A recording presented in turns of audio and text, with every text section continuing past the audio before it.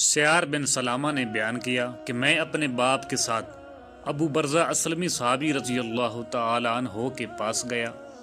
ہم نے آپ سے نماز کے وقتوں کے متعلق پوچھا تو انہوں نے کہا کہ نبی کریم صلی اللہ علیہ وآلہ وسلم ظہر کی نماز سورج ڈھلنے پر پڑھتے تھے، عصر جب پڑھتے تو مدینہ کی انتہائی کنارہ تک ایک شخص چلا جاتا لیکن سورج اب بھی باقی رہتا۔ مغرب کے متعلق جو کچھ آپ نے کہا وہ مجھے یاد نہیں رہا، اور عشاء کے لیے تہائی رات تک دیر کرنے میں کوئی حرج محسوس نہیں کرتے تھے، اور آپ اس سے پہلے سونے کو اور اس کے بعد بات چیت کرنے کو ناپسند کرتے تھے۔ جب نماز صبح سے فارغ ہوتے تو ہر شخص اپنے قریب بیٹھے ہوئے کو پہچان سکتا تھا۔ اب دونوں رکعت میں یا ایک میں 60 سے لے کر 100 تک آیتیں پڑھتے۔ صحیح بخاری حدیث نمبر 771۔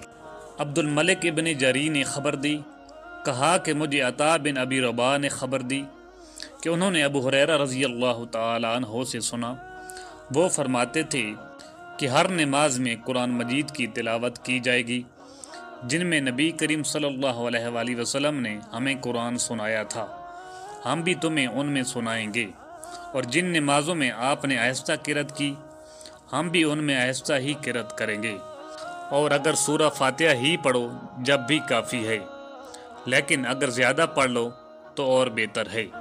صحیح بخاری حدیث نمبر 772۔ حضرت عبداللہ بن عباس رضی اللہ تعالی عنہ سے روایت ہے، انہوں نے کہا کہ نبی کریم صلی اللہ علیہ وآلہ وسلم ایک مرتبہ چند صحابہ رضی اللہ تعالی عنہ کے ساتھ عکاظ کے بازار کی طرف گئے۔ ان دنوں شیاطین کو آسمان کی خبریں لینے سے روک دیا گیا تھا اور ان پر انگارے شہاب ثاقب پھینکے جانے لگے تھے، تو وہ شیاطین اپنی قوم کے پاس آئے اور پوچھا کہ بات کیا ہوئی۔ انہوں نے کہا کہ ہمیں آسمان کی خبریں لینے سے روک دیا گیا ہے، اور جب ہم آسمان کی طرف جاتے ہیں تو ہم پر شہاب ثاقب پھینکے جاتے ہیں۔ شیاطین نے کہا کہ آسمان کی خبریں لینے سے روکنے کی کوئی نئی وجہ ہوئی ہے، اس لیے تم مشرق و مغرب میں ہر طرف پھیل جاؤ اور اس سبب کو معلوم کرو جو تمہیں آسمان کی خبریں لینے سے روکنے کا سبب ہوا ہے۔ وجہ معلوم کرنے کے لیے نکلے ہوئے شیاطین تہامہ کی طرف گئے، جہاں نبی کریم صلی اللہ علیہ وآلہ وسلم عکاظ کے بازار کو جاتے ہوئے مقام نخلہ میں اپنے صحابہ کے ساتھ نماز فجر پڑھ رہے تھے۔ جب قرآن مجید انہوں نے سنا تو غور سے اس کی طرف کان لگا دیے، پھر کہا خدا کی قسم یہی ہے جو آسمان کی خبریں سننے سے روکنے کا باعث بنا ہے۔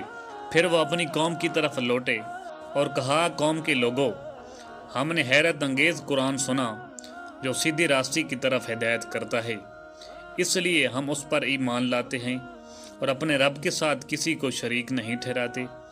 اس نبی صلی اللہ علیہ وآلہ وسلم پر یہ آیت نازل ہوئی، قُلْ أُوحِیَ إِلَیَّ، آپ کہیے کہ مجھے وحی کے ذریعے بتایا گیا ہے اور آپ پر جنوں کی گفتگو وحی کی گئی تھی۔ صحیح بخاری حدیث نمبر 773۔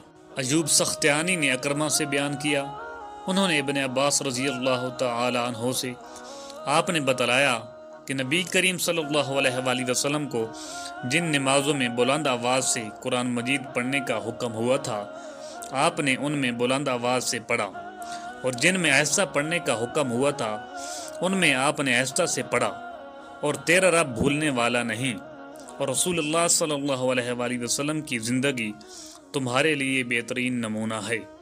صحیح بخاری حدیث نمبر 774۔ ایک شخص عبداللہ بن مسعود رضی اللہ تعالی عنہ کی خدمت میں حاضر ہوا اور کہا کہ میں نے رات ایک رکعت میں مفصل کی صورت پڑھی۔ آپ نے فرمایا کہ کیا اس طرح جلدی جلدی پڑھی جیسے شعر پڑھے جاتے ہیں؟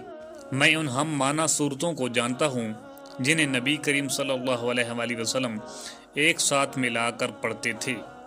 آپ نے مفصل کی 20 صورتوں کا ذکر کیا، ہر رکعت کے لیے 2 صورتیں۔ صحیح بخاری حدیث نمبر 775۔ عبداللہ بن ابی قتادہ نے انہوں نے اپنے باپ ابو قتادہ رضی اللہ تعالی عنہ سے کہ نبی صلی اللہ علیہ وآلہ وسلم ظہر کی 2 پہلی رکعتوں میں سورہ فاتحہ اور 2 صورتیں پڑھتے تھے، اور آخری 2 رکعت میں صرف سورہ فاتحہ پڑھتے۔ کبھی کبھی ہمیں ایک آیت سنا بھی دیا کرتے تھے اور پہلی رکعت میں قرأت دوسری رکعت سے زیادہ کرتے تھے۔ عصر اور صبح کی نماز میں آپ کا یہی معمول تھا۔ صحیح بخاری حدیث نمبر 776۔ ابو معمر عبداللہ بن مخبرہ نے بیان کیا کہ ہم نے خباب بن ارت رضی اللہ تعالی عنہ سے کہا کہ کیا رسول اللہ صلی اللہ علیہ وآلہ وسلم ظہر اور عصر میں قرآن مجید پڑھتے تھے؟ انہوں نے جواب دیا کہ ہاں۔ ہم نے پوچھا کہ آپ کو کس طرح معلوم ہوتا تھا؟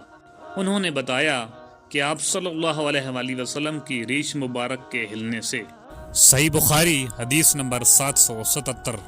یحییٰ بن ابی کثیر نے بیان کیا، انہوں نے کہا کہ مجھ سے عبداللہ بن ابی قتادہ نے بیان کیا، وہ اپنے والد ابو قتادہ رضی اللہ تعالی عنہ سے کہ نبی صلی اللہ علیہ وآلہ وسلم ظہر اور عصر کی 2 پہلی رکعتوں میں سورہ فاتحہ اور کوئی اور سورت پڑھتے تھے۔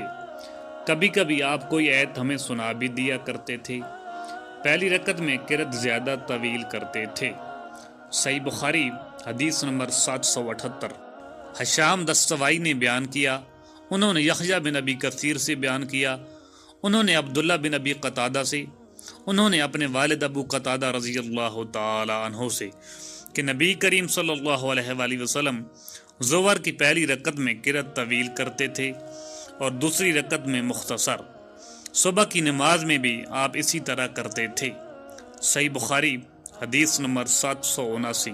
سعید بن مسیب اور ابو سلمہ بن عبد الرحمن نے حضرت ابو ہریرہ رضی اللہ تعالی عنہ سے خبر دی کہ رسول اللہ صلی اللہ علیہ وآلہ وسلم نے فرمایا کہ جب امام آمین کہے تو تم بھی آمین کہو، کیونکہ جس کی آمین ملائکہ کی آمین کے ساتھ ہو گئی اس کے تمام گناہ معاف کر دیے جائیں گے۔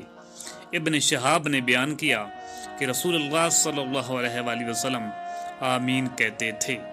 صحیح بخاری حدیث نمبر 780۔